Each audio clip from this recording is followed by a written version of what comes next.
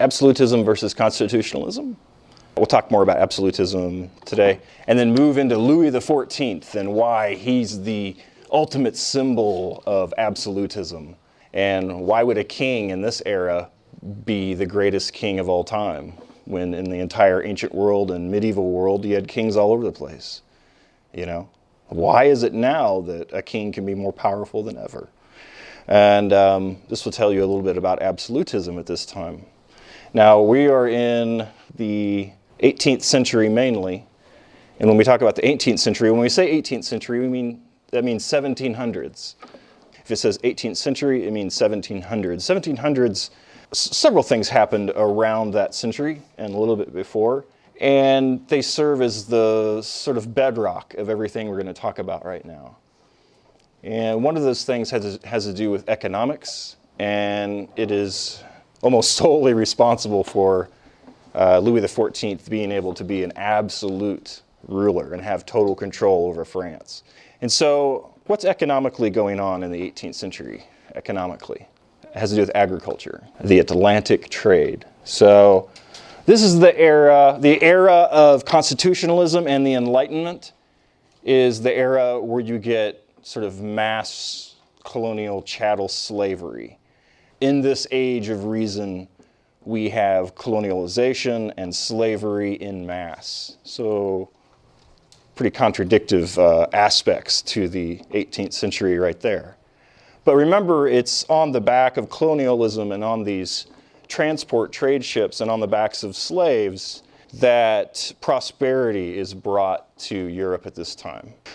Because mainly in the West, England, the Dutch, the French, the Spanish, they're the ones with the ships, they're the ones taking over colonies and creating the state of colonialism. Colonialism defined in this era has to do with agriculture. It has to do with finding really, really great plots of land, like in the Caribbean, like in the Caribs, like in parts of Florida when you drain the swamps, the Mississippi Delta, various parts of Southeast Asia, parts of South America, basically all these areas that slaves are brought en masse in this area are all areas with fertile land. And so slavery and agriculture all have to do with the big money at the time and colonialism. So what is happening with colonialism is you're going to all these places that has really great land, you're shipping a bunch of slaves there, and you're producing huge amounts of what we call new crops. These new crops you can create in high volume. And so what you're doing with high volume crops like wheat and sugarcane is actually one of your biggest at this time. Cotton is extremely important at this time even for the industrial era. If it wasn't for cotton, England wouldn't have industrialized as early as it did. Europe would have been a lot different today. But in this era, you're actually having great wealth coming into parts of Western Europe. Just keep that in mind. And it's that great wealth that makes absolutism possible. Okay, so let's transition right into taxes. This is directly related. Since the 100 Years' War, France and England have been more aggressively taxing its people.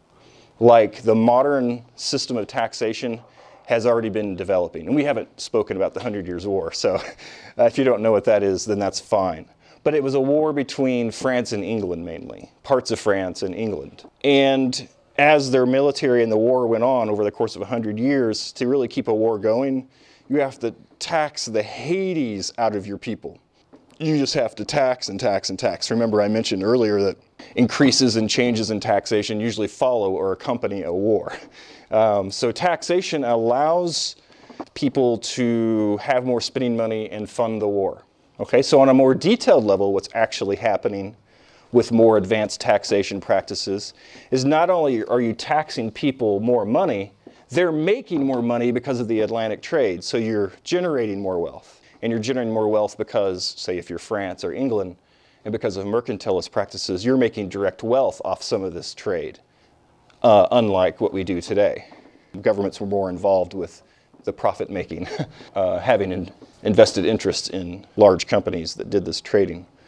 So nonetheless, with advanced taxation, You have more wealth with taxation, but as we move into the modern era with Louis XIV, taxation has advanced so much, and this might seem like, why are you pointing this out? This is like normal. But taxes are going to the center of the government now. They're going towards the center of the government. So when Louis XIV takes over, that's his spending money. That's his. He can do what he wants to with it. So if you have a central leader who can control the money, and they control the military, and they control basically everything that's going on, an absolutist leader, they can accomplish a lot more in a lot shorter amount of time. It sounds like I'm advocating a king who has absolute control. I'm not, but it is a fact. If you want to have a military that controls the nations around you in a pre-nuclear age, of course, then you're better off having a king, and the money funnels directly to that king. Now, here's why I say it's a new development in absolutism for there to be greater wealth through tax money, and all that tax money goes to the center, goes to the king, goes to the center of the government. Compare that to how Europe really kind of was at the time, which is that it was coming out of a feudalistic era, the medieval era, knights and castles. And in the era of knights and castles, yes, you might have a central king who rules France or Spain or chunks of the Holy Roman Empire, but it's actually lords and princes on their own land who control their own knights who have the power in their own land. So kings just aren't as powerful. They're not absolute rulers. They're just there calling shots. They can raise an army, but it's really the individual lords who can gather together, usurp the throne. Collectively, they control the military. Collectively, they control the wealth. The money's not flowing to the center in a feudalistic medieval economy. That king is not really that much more powerful than the lords, except that they're legitimate as the ruler, right? And so a lot that has to do with a king and the aristocracy is just like an agreement with the people. Like, okay, you're the king. As long as I don't start questioning things too much, then everything can stabilize, right? So what you're getting this era is economic, and it has to do with more advanced taxation practices, okay? And I just explained that, and hopefully that makes sense. If it doesn't, then definitely ask questions. It's that Atlantic trade economy, new wealth is coming in, and taxation is now going to the center. So now this king is more powerful than any king has ever been. Unheard of wealth, unheard of power when it comes to pulling in the tax money. So that's what an absolutist ruler is, and Louis XIV sets the stage for other rulers that come after him to follow that same model. And because this is the area of the Enlightenment, we call those rulers that came after the Louis XIV, the ones who imitate him, we call them enlightened despots. They're interesting figures in history. They have amazing personalities. They're very interesting to study. We'll try to go over some of them if we have time at some point. But it's people like Catherine the Great, Peter the Great, Frederick the Great. Notice the consistency. They have the Great following their name. They were outstanding personalities who really did care about the Enlightenment and change, but they also wanted to hold on to their absolute rulerships. Some very interesting, strange, creative things happened with nobility before the nobility disappeared forever. So if you look at the reign of Louis XIV, when you think of French culture, if you study French culture, French history, pre-modern history, a lot of the aspects of French culture and architecture and phrases and fashion come from Louis XIV. Louis XIV had so much money through this Atlantic economy and through centralized taxation, he could create the most amazing palaces in architecture, statuary, fountains. He commissioned artists, poets, to stay with him at his court, to produce great works. Remember, this is after the Renaissance, right? So this is almost like Louis XIV is a Renaissance in himself. He has so much power, he can do whatever he wants. So let's look at the background of his personality and try to figure out why he became what he became. I must address one thing. You have two philosophical schools in the debate of constitutionalism versus absolutism, and that's Hobbes versus Locke. These are just real standard philosophers who we talk about in this era. Hobbes versus Locke. Hobbes wrote the Leviathan. Just very quickly, Hobbes was pro-monarchy, pro-absolutist. So he was also a physician. He wrote books on why kings are divine. They're given, they have the divine right to rule. And that truth is actually relative. And that the truth of the king, whatever the king wants you to think and believe, is the truth. And Hobbes sort of painted this religious view that the king really is an intermediary between God and the rest of the people. This was not a new concept because of the divine right of kings is ancient. The idea that God ordains you to rule or makes you special because you're a nobleman. So Hobbes was a big proponent of the absolutist leader. Locke, you're probably familiar with John Locke. John Locke greatly informed our own Declaration of Independence. And his big thing, Locke's big thing, was that there are natural laws. And this is really where you get the emergence of the idea of civil rights like we have them now, is that humans are entitled to natural rights. You know, we have natural rights coming to us. We shouldn't be exploited just because we're a peasant, you know, by a king. You know, we have natural rights. So whatever you say about your God or your religion is irrelevant because we have natural rights. Whatever you say about your ruling class or your nation is irrelevant because natural rights precede the laws of man or the religions of man. And so in the Enlightenment, you actually have thinkers who can start publicly talking about this sort of thing. They're publishing books. People in Western Europe can read. They're buying books en masse. The Enlightenment has a lot to do with buying books and literacy. So concepts such as natural rights pop up. Okay, Louis XIV. He lived from 1638 to 1715. France. Now, keep in mind that this is right after the 30 Years' War. And the 30 Years' War started as a war of religion, ended with a secular war, and it ended with France gaining power. And so we have France is already very, very powerful. It's the most powerful place in Europe at this point. And Louis XIV's Maria Theresa, and actually a Habsburg Austrian princess. A lot of your princesses that marry into nobility are Austrian Habsburgs, which you'll find interesting to note. She marries Louis XIII, and she has numerous miscarriages. And when Louis XIV is finally born, he's considered like a gift from God, like they had already given up hope that Louis XIII would have a child. So Louis XIV is born, and his father dies soon after. And because he's so young, he can't rule, so his mother rules in his place. Mazarin kind of rules in a way for her. French kings at this time are often considered weak. They often have someone, almost like a prime minister in a way, stand in for them and call a lot of the shots. Louis XIV changed all that. When he was only 5, and he of course wasn't ruling yet, somebody else was ruling for him, there was a great revolt in the city of Paris. Paris is where the nobility, the king, lived at this time. And when you hear about a peasant revolt, and it doesn't have to do with starving peasants, you can almost always bet that the peasants didn't start it. The nobility started it. The nobility incited peasants to revolt in Paris. And this is what happened. The French kings, Louis XIV was a Bourbon king, there were other nobles who would stir up peasants. Because he was so young, other nobles, you know, smell the insecurity and they think they can get one of their own on the throne.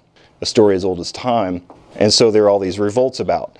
The main revolt, known as the Fronde, F-R-O-N-D-E, is French for a word that they use for sling, a sling weapon, you know, where you piece of leather and you can toss a rock at a very high velocity. It's something associated with peasants. And so this so-called peasant revolt set up by noblemen happened when Louis XIV was only 5. He was in his palace at Paris, and he could hear the angry cries of the peasants storming the palace, trying to murder him and his family. And of course, you know, that shook him up. He was only 5 years old, but I think something happened to him. He knew that he couldn't trust other nobles. He knew he couldn't trust peasants. So something happened, something clicked. And Louis XIV said, no, when I'm king, this isn't going to happen to me and my family. And he made the steps during his rulership to prevent peasant revolts and revolts from the nobility in a genius move. And it all has to do with Versailles, a palace about 25 miles south of Paris. Now remember, I said that the kings stayed in Paris, France at this time. And Louis XIV, when he got older, he ended the tradition of having someone else rule France. So because he believed in Hobbes' view of divine right of kings, he had all this money and central authority. He decided to start calling the shots. He's going to clean things up. He's going to make it to where nobles aren't going to be acting against the king and peasants don't have the chance to even revolt. Here's how he did it. He built Versailles. Versailles was actually like a royal hunting lodge south of Paris. And Louis XIV was like, hey, and here's one of his most genius moves, I think, is he's like, I'm going to build a great palace. And then Versailles, you can visit it today. There's a new TV series on about Versailles, actually, right now. He built Versailles, and this is what he did. If you build your palace outside of Paris, your chance for peasant revolts go way down. They have to travel too far.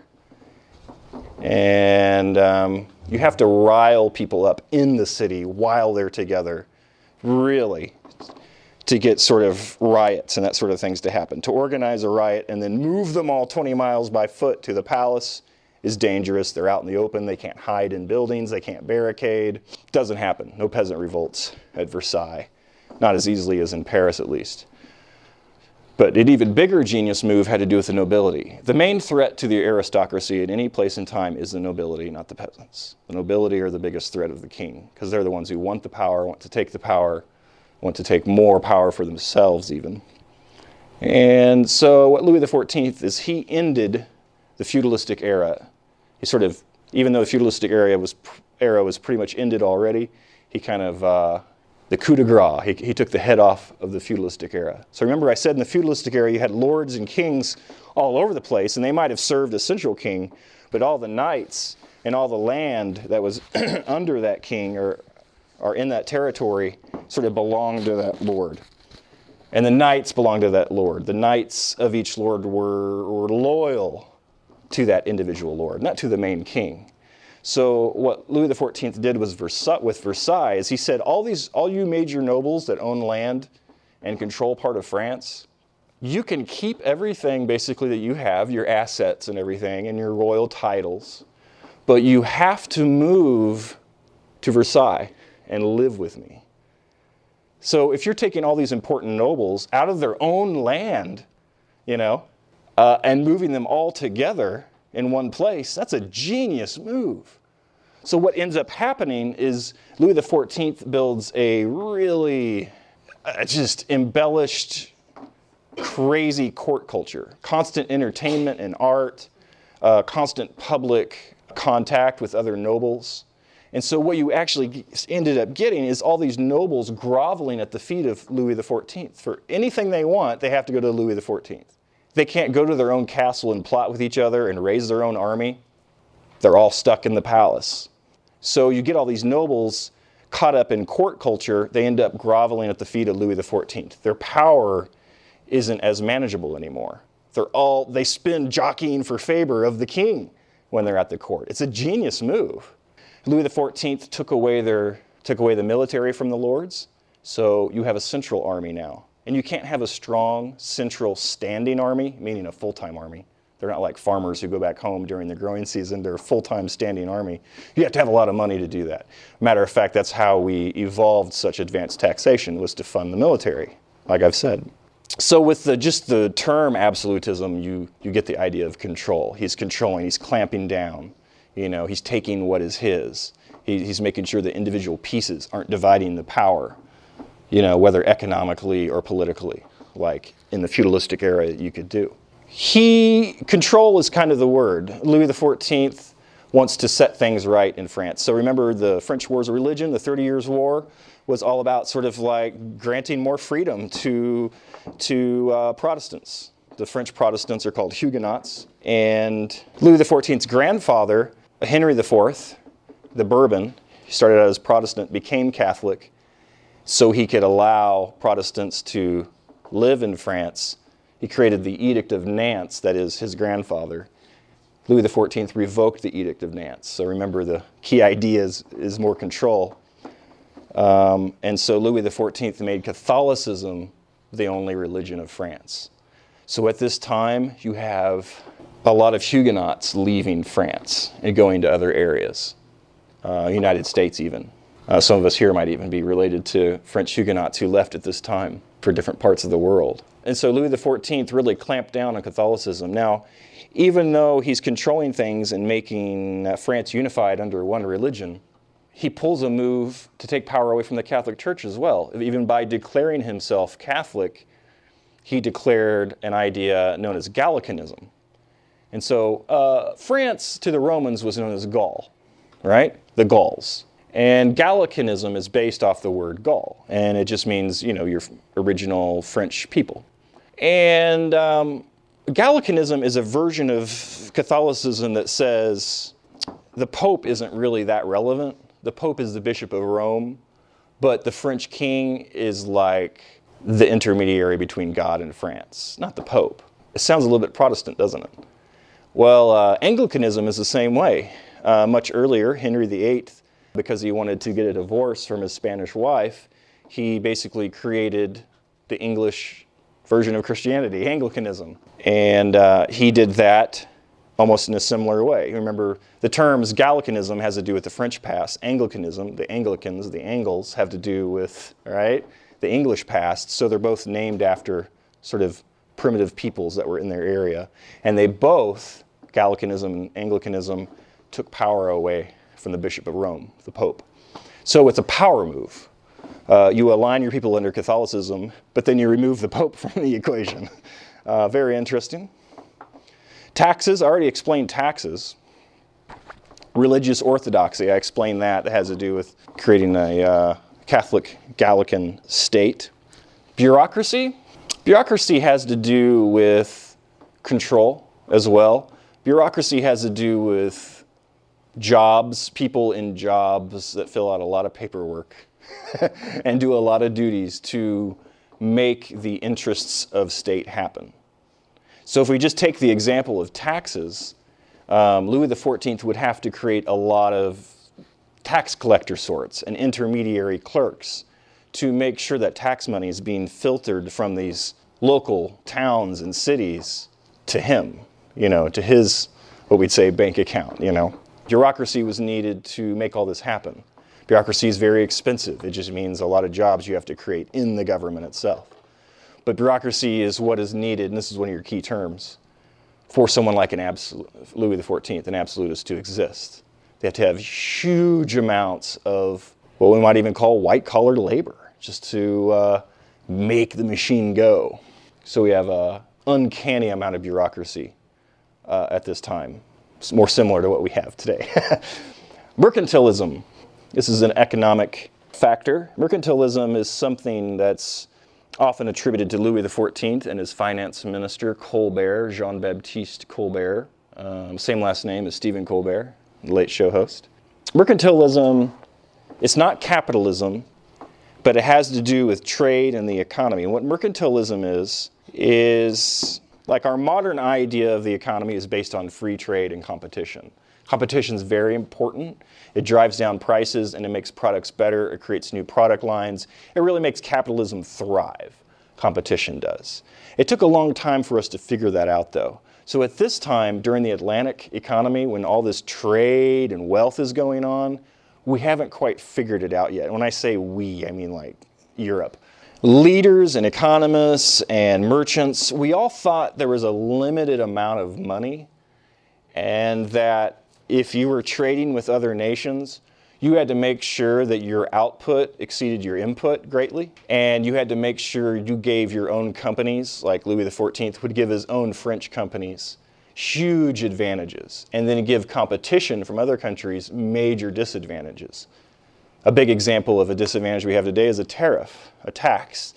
So if, say, Mexico wants to start selling a certain product in the United States, if we have high tariffs on that product, it's like a tax. It's like, all this product you're bringing in, we're going to tax it. So that means it drives your prices up and it drives your overhead up. So that company is less likely to make a great profit in Mexico. But if we don't have tariffs for our own companies in the United States that say sell the same product, there's a huge advantage. And so in this emerging economy, it all has to do with volume and price. So you're selling a large amount of products. If you can't have a competitive price, your company dies. Your company won't exist anymore. you have to be able to be competitive price-wise. And so in the age of mercantilism, you actually had a king or a city or a nation basically giving private contracts to, a lot of times, your friends to handle the Atlantic trade, so shipping sugar and all that great wealth that's going on. It was tightly controlled by the state, and competition was frowned upon. It was considered a control economy. Things are tightly controlled. There's that word again. So mercantilism had to do with giving your own companies huge advantages and other companies huge disadvantage. It was a false belief that you had to eliminate competition. We know now for people to be really wealthy, you need competition. I mean, if you're a CEO of like one corporation, then that rule doesn't hold, right? Because your wealth is based on the performance of that one company. But nationwide, global-wide, there's more money and with better competition and less restriction of trade. So mercantilism is equated with this great agricultural wealth, but tight control by the states themselves. And then another thing is the army. Louis XIV was able to build the biggest standing army in Europe. As a matter of fact, his standing army was bigger than all the other armies of Europe combined. That's because of the great wealth moving to the center. He created one of the first major standing armies, which also requires wealth because these are full-time soldiers. Louis XIV was big into war. He had many battles with the Spanish and the Dutch. He tried to take power away from the Habsburgs. Habsburgs were your biggest sort of ruling family throughout Europe. They controlled Spain, part of the Netherlands, part of Italy, and definitely Austria, and parts of the Holy Roman Empire. So Louis XIV was trying to weaken some of these other nobles. He really tipped the scales of the balance of power. He became too powerful. And so by the end, a great coalition of European forces had to get together to slow him down. They never stopped him, they just slowed him down. And so he lived to be like 72, and he's actually still is the longest reigning sovereign of any other European king. So he's also very unique. So I just kind of highlighted Louis XIV here, so you can see some of the continuous themes, and you can see why he's an absolutist leader. A lot of that has to do with money, taxation. Okay, so here we go. What makes an absolutist state possible? And how does Louis XIV create a more absolutist state? Pretty much everything I talked about can be included in that answer.